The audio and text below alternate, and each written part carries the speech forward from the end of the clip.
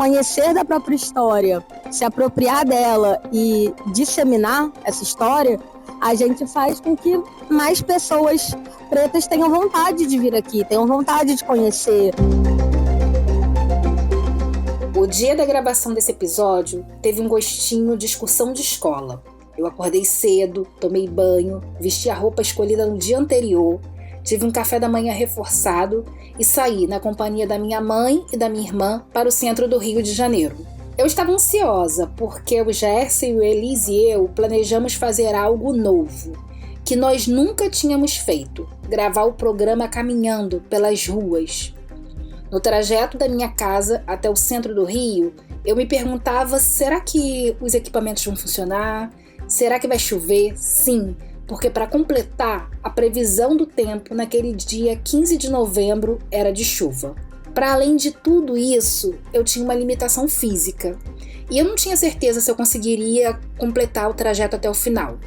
E eu prometo que ao longo do programa a gente vai contar mais sobre o que foi aquele dia, todos os bastidores. Mas agora eu quero me dedicar a 2 palavras que eu acredito vão nortear o nosso episódio: memória e apagamento. Eu fiz questão de recorrer ao velho dicionário Aurélio que tenho aqui em casa para entender em que sentido eu estava tratando essas palavras. O verbete para a palavra memória é enorme, mas eu vou focar nessa definição. Memória nacional.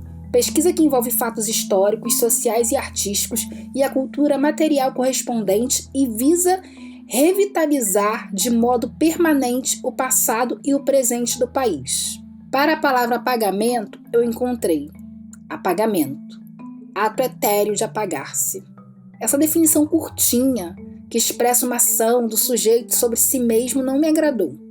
Parti para apagar. E entre tantas outras definições, fiquei com fazer desaparecer, suprimir. Eu senti necessidade de buscar essas palavras nesse dicionário que minha mãe comprou ainda quando eu era criança para me ajudar com as tarefas da escola, porque ele é a referência material mais antiga que eu tenho da minha relação com as palavras. E essas palavras vão ficar aqui com a gente, porque esse programa foi gravado numa área da cidade em que memória e apagamento estão permanentemente em disputa, a pequena África. E para desbravar esse território tão importante para a população afro-brasileira, nós fizemos uma parceria que nos deixou muito felizes. Gente, bem-vindos ao Rolê pela Pequena África, obrigada pela presença. Eu sou a Bia Novelino, eu sou produtora e mestre de cerimônias do Rolê, e eu vou aqui dar um suporte para o Diego ao longo do passeio, para a gente poder trocar uma bola sobre o que a gente vai conversar, né? A gente tem uns pontos do roteiro, mas a gente vai e volta na linha do tempo da história, a gente vai e volta em outros aspectos, a gente não está preso geograficamente aqui na Pequena África hoje, a gente vai falar de outros bairros, de outros movimentos, de outros espaços que de alguma forma têm relação com esse lugar. É isso. A gente literalmente foi pra rua como nunca antes na história desse podcast. Aqui você escutou a Beatriz Novelino. Ela coordena a produção e apresenta os produtos audiovisuais do Rolê.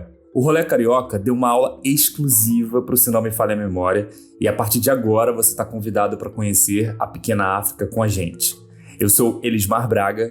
Eu sou Flávia Vieira. Se não me falha a memória, bem-vindos à Pequena África.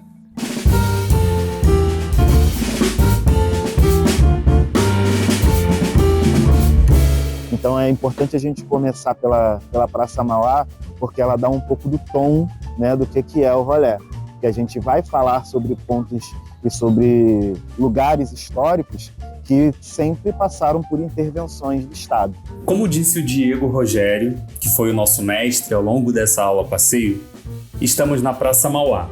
O Diego é um dos professores da equipe do Rolê Carioca. Além dele e da Bia Novelino, algumas pessoas queridas demais estavam com a gente nesse dia.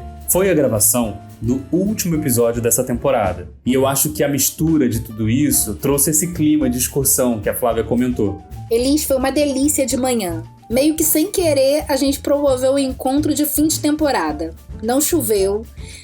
Não posso dizer que os equipamentos funcionaram 100%. Mas os problemas não impediram que esse programa fosse concluído, tanto que cá estamos. Eu acho que essa atmosfera de passeio escolar foi reforçada pelo fato dos nossos processos serem todos online. Então a gente quase nunca se encontra. Então essa gravação na rua foi um ótimo pretexto para a gente se encontrar. Estavam lá a Cris Oliveira, que é a nossa produtora executiva, e o Jersey, que é o produtor do Se Não Me Falha a Memória, e o grande responsável por esse match do nosso podcast com o Rolê Carioca. Como eu falei na introdução, eu tinha uma limitação física, e eu não tinha certeza se conseguiria concluir o passeio. É que em agosto eu precisei fazer uma cirurgia no pé esquerdo, e a recuperação é bem lenta. Eu ainda tô nesse processo. Eu tive que ficar mais de um mês sem pôr o pé operado no chão. É a primeira vez que eu falo sobre isso de forma pública, mas os ouvintes do podcast acabam ficando muito próximos, então aqui é um lugar em que eu me sinto confortável para falar sobre isso. Naquele dia, eu já podia andar, mas ainda estava de muleta. A orientação do meu médico era: você pode fazer tudo, mas respeite seus limites. De certa forma, foi um teste para mim. Eu consegui acompanhar todo o percurso até o final. E me senti bem, assim, não foi um sacrifício. Claro que depois do final do dia eu tava morta de cansada, mas foi um cansaço bom, sabe? Um cansaço feliz, assim. Eu acho que foi um test drive num lugar que valeu a pena. O nosso ponto de encontro foi bem ali em frente ao mar, o Museu de Arte do Rio, na Praça Mauá. Eu quero reforçar que a rua realmente se impõe. Não tem jeito. Alguns trechos da gravação vão ter um pouquinho menos de qualidade, mas fica aqui porque a gente garante que vai valer a pena. E lembrando sempre que a cidade é viva, então a gente vai ter barulho, pode vir gente da rua rapidamente falar com a gente, intervir de alguma forma, e a gente vai lidando com isso, entendendo ponto a ponto, tá? Então vou passar a palavra para o Diego, nosso professor de História, e a gente vai começar aqui desse nosso primeiro ponto, que é a Praça Mauá. Sou o Diego, prazer, gente. Eu sou professor de História do Rolê já há quase 4 anos, né? Desde que o Rolê retomou as atividades pós-pandemia.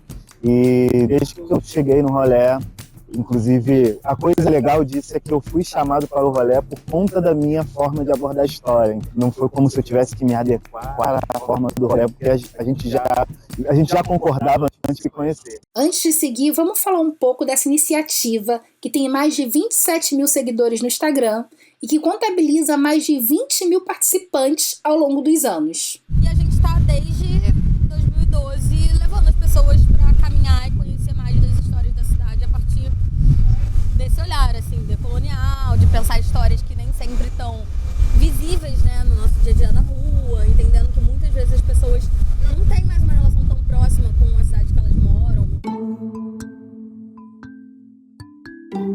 O Rolê é um projeto de catalogação e difusão do patrimônio histórico e cultural das cidades. Com ações de educação patrimonial, promove um diálogo entre a população, a memória e os espaços urbanos, estimulando uma relação em que a história fortalece a identidade da cidade e a sua preservação. Dentre as ações está a realização de passeios guiados por professores de história por roteiros criativos. O projeto conta ainda com um banco de dados virtual, canal de vídeos, ambientes educativos diversos que podem ser usados tanto por moradores quanto por turistas e ainda por professores e alunos. Já ficou claro que não podemos reduzir o Rolê a um simples passeio turístico. Aliás, essa ideia é totalmente rejeitada pelos realizadores. Mas para o público é tudo gratuito, livre de inscrições, e um dos grandes diferenciais do Rolê, desde o início, é tratar essa ideia de... Não é um passeio guiado, né? É uma aula passeio que a gente fala. Porque a gente não trabalha só com guias de turismo, por exemplo. Nós trabalhamos com professores de história, que é uma aula a céu aberto. Aulas. Depois desse passeio, eu nunca mais vou olhar a Praça Mauá da mesma maneira. Gente, uma coisa que eu vou pedir para vocês prestarem atenção ao longo do rolê é olhar para as estátuas, né? A gente tem aqui o Visconde de Mauá, nesse obelisco bem no meio da praça. A Praça Mauá é muito mais do que um cartão postal instagramável. Partindo do nome desse empresário, né, industrial e banqueiro, que batiza o que é hoje um dos principais pontos turísticos do Rio de Janeiro. O professor Diego já deixou a nossa cabeça fritando de tanta informação. Porque esse lugar aqui, né, a Praça Mauá, o Porto Maravilha, toda essa área, ela desde 2016 ela se tornou um dos grandes pontos turísticos da cidade, né? Teve toda aquela obra durante para as Olimpíadas, e aí nas Olimpíadas isso aqui ficou um mar de gente, né? Eram os armazéns lotados de eventos, e se tornou um lugar cada vez mais procurado, um lugar muito glamorizado, é bonito, né? Uma paisagem legal. E quando a gente faz um passeio turístico, é óbvio que a gente vai apresentar esse lugar como um ponto interessante. Mas, na nossa perspectiva, a gente não abre mão de falar sobre outras coisas que envolvem a criação desse lugar.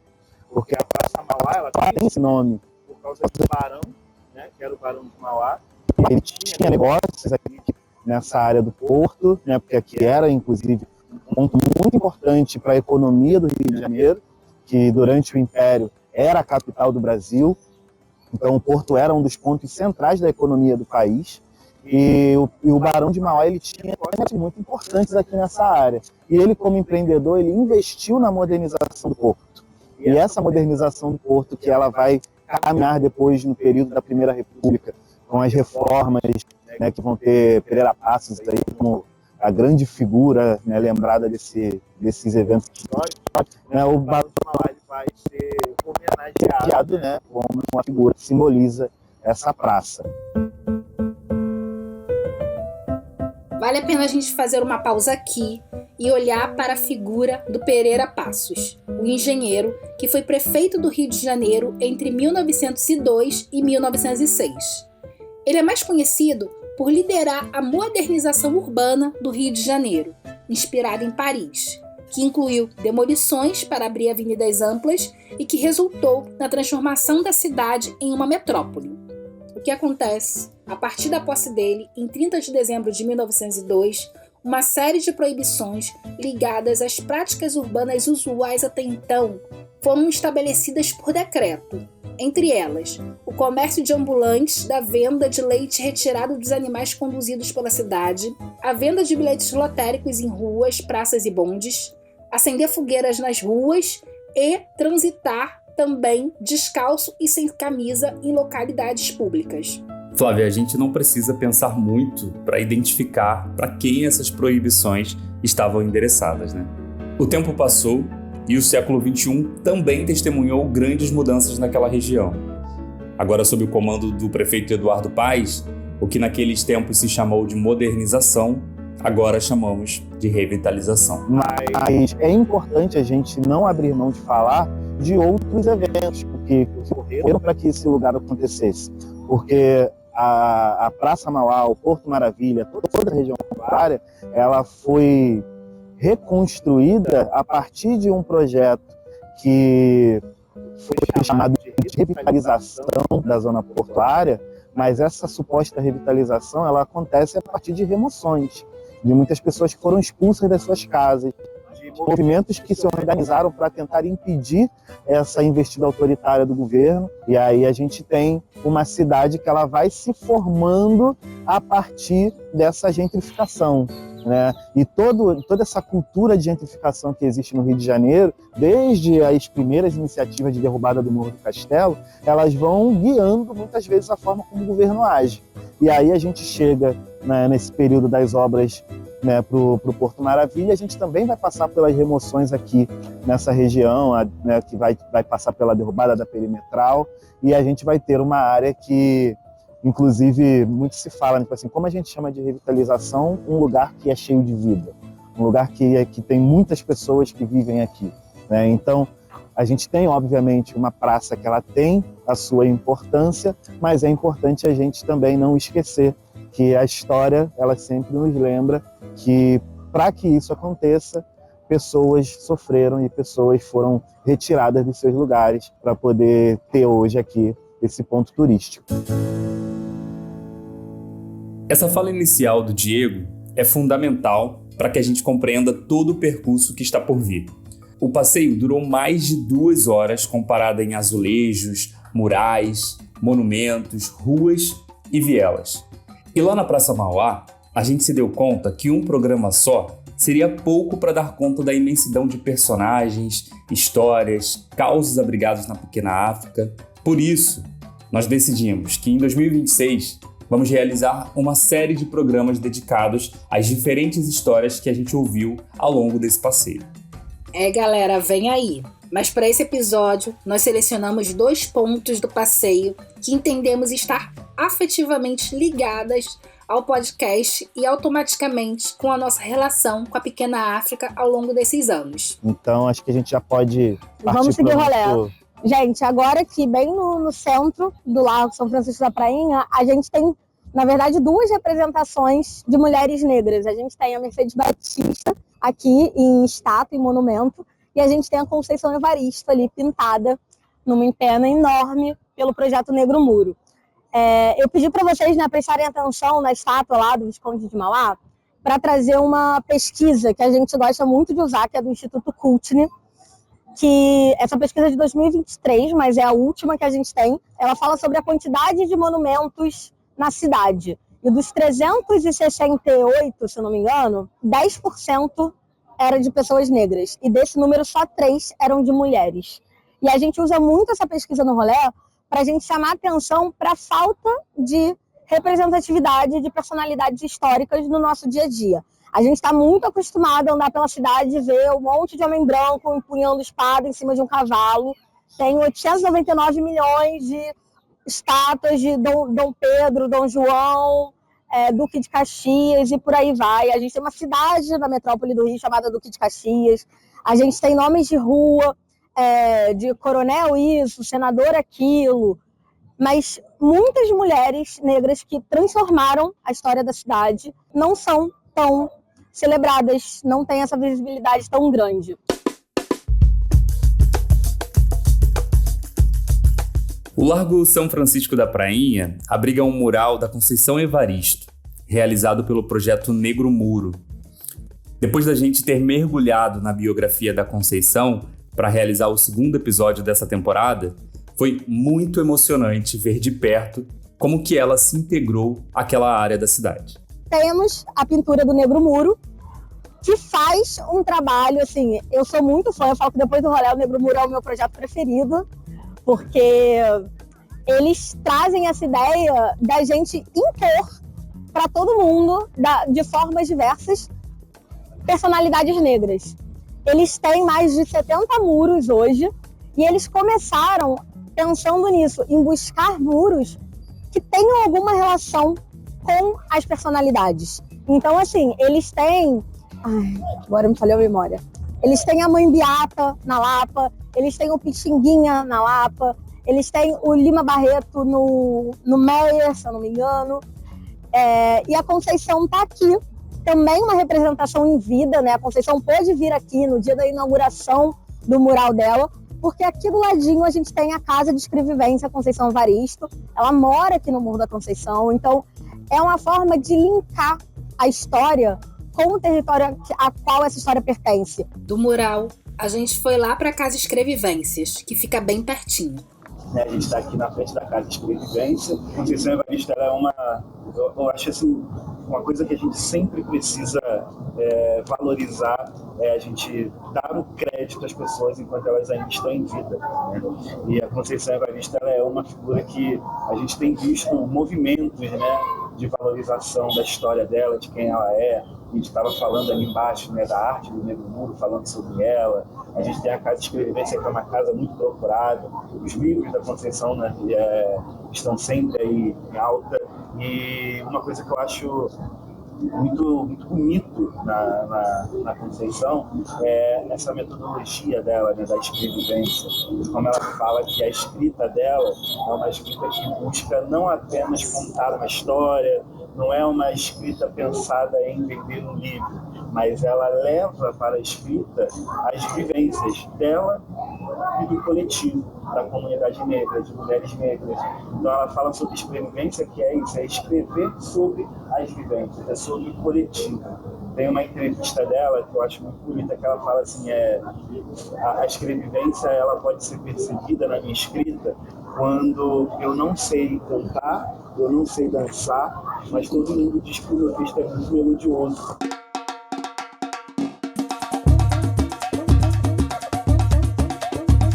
E o último ponto que a gente vai falar é da Pedra do Sal, que eu acredito que muitas das pessoas que escutam o nosso podcast conheceu primeiro através do samba. A Pedra do Sal é mais um dos muitos pontos que rende um programa inteiro por si só. Mas, num programa sobre a Pequena África, ela precisa ser parada obrigatória. Chegamos à Pedra do Sal. Estamos aqui na parte de baixo dela, né? Quando a gente subir, eu vou pedir para todo mundo ter muita atenção, porque um dos apelidos desse lugar é quebra-bunda, porque é uma pedra sabão, então ela é escorregadia. A Pedra do Sal é um desses lugares chaves para a gente entender como os negros escravizados chegavam no Rio de Janeiro. É um símbolo da nossa memória e resistência. Essa pedra aqui, ela é um marco, né, desse mundo colonial escravocrata que vai, né, no decorrer da história, se transformar. Por quê? Porque a partir do momento que a gente tem a abolição da escravidão, nós sabemos, né, hoje a gente já não precisa mais explicar muito que a abolição da escravidão ela também pode ser chamada de abandono, né, porque as pessoas escravizadas foram abandonadas pelo governo, pelo Estado, e aí não teve nenhuma política pública de moradia, de emprego, de educação. Basicamente, as pessoas negras elas foram, né, tiradas dos seus locais de trabalho escravizado à própria sorte. E aí alguns lugares foram ocupados. Então essa área aqui ela foi muito ocupada por pessoas negras que tinham saído da escravidão e estavam ocupando lugares onde as elites não estavam tão presentes. Quando eu terminei de escrever esse roteiro para esse programa, senti vontade de voltar mais uma vez ao velho dicionário. Dessa vez para pesquisar a palavra resistência. Acho que porque a gente se habituou a usar essa palavra e como fazemos com a maioria das palavras que usamos sem pensar muito no sentido contido nelas. Do verbete do Aurélio, eu destaquei a definição. Resistência. Força que se opõe a outra, que não cede a outra. Para mim, é muito nítido que nós, pessoas pretas, permanecemos aqui porque a força dos nossos antepassados não cedeu. Eu tinha a falsa impressão que eu já sabia muito sobre a Pequena África. E esse passeio me fez perceber o quanto eu desconheço. Foi meio que um sacode, sabe? Tanta coisa da história dos meus que eu ainda tenho para conhecer, tantos personagens, tantos pontos, né? Eu quero agradecer demais a Bia Novelino, ao Diego. Obrigada por fazer esse rolê com Se Não Me Falha a Memória.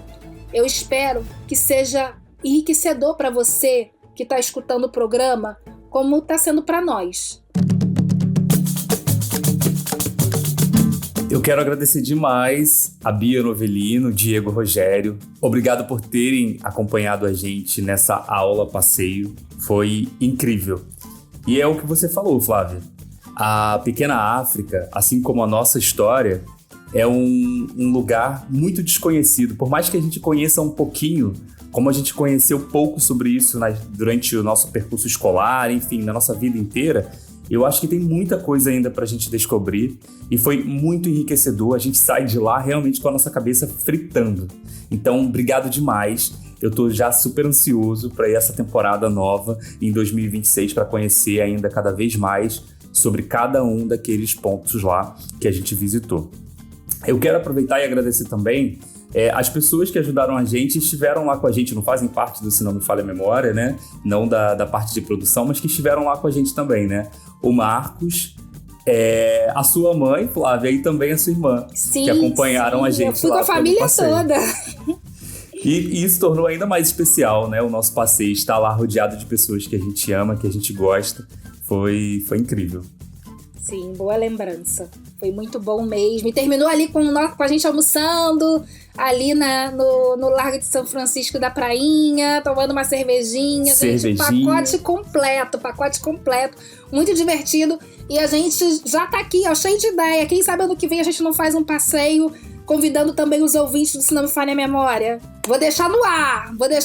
É só uma ideia, quem sabe? Um verdadeiro rolê carioca. É isso. Agora vamos para a última dica do episódio da temporada? Bora! Qual a sua dica, Flávia? Então, a minha dica do episódio, pra mim, foi uma dica muito especial. Episódio especial, dica especial, né, gente? Eu estive em São Paulo há uma semana e eu aproveitei para visitar o Museu Afro-Brasil Emanuel Araújo. O Emanuel Araújo é outro que precisa ter o seu próprio episódio do podcast.